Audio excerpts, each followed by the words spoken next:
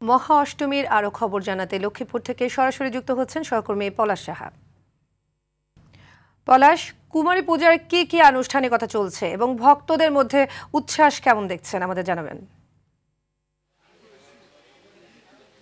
সাবিহা, আপনি যেমনটি জানাচ্ছিলেন, সনাতন ধর্মাবলম্বীদের সবচেয়ে বড় উৎসব শারদীয় দুর্গাপুজোর আজকে যে মহা অষ্টমী, সেই মহা অষ্টমী চলছে এবং সকাল থেকে মহা অষ্টমীর যে আচার, যে অনুষ্ঠান ছিল সেটি কিন্তু প্রতিটি মণ্ডপে মণ্ডপে হয়েছে। সকালে অষ্টমীর যে পুজো ছিল সেটি সম্পন্ন হয়েছে এবং সেই সাথে ভক্তরা কিন্তু মায়ের যে চরণে যে অঞ্জলি প্রদান সেটি হয়েছে এবং আজকে মহা অষ্টমীর সন্ধ্যায় যে সন্ধ্যা পুজো রয়েছে সেটি কিন্তু প্রতিটি মণ্ডপে অনুষ্ঠিত হবে। এবং আপনাকে জানিয়ে রাখি যে আপনি যেমনটি বলছিলেন যে এই পুজোকে ঘিরে কিন্তু লক্ষ্মীপুরে হিন্দু সম্প্রদায়ের মধ্যে ব্যাপক যে উৎসাহ উদ্দীপনা সেটি বিরাজ করছে। প্রতিটি মণ্ডপকে খুব সুন্দরভাবে সাজানো হয়েছে। আমি যদি এই মণ্ডপের যে আয়োজক কমিটি রয়েছে তাদের একজনের সাথে একটু যদি কথা বলতে চাই যে মণ্ডপে কি কি ব্যবস্থা নেওয়া হয়েছে।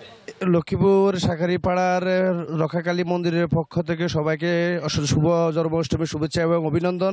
এখানের আইন শৃঙ্খলা বাহিনী এবং স্বেচ্ছাসেবক দল যথেষ্ট কাজ করতেছে।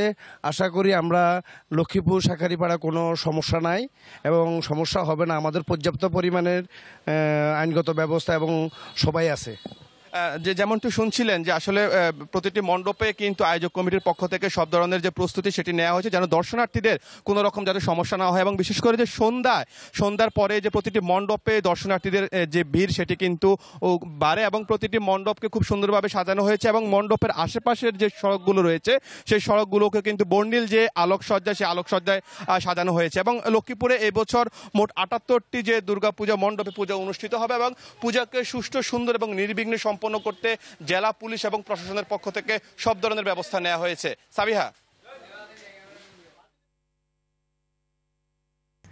ধন্যবাদ পলাশ।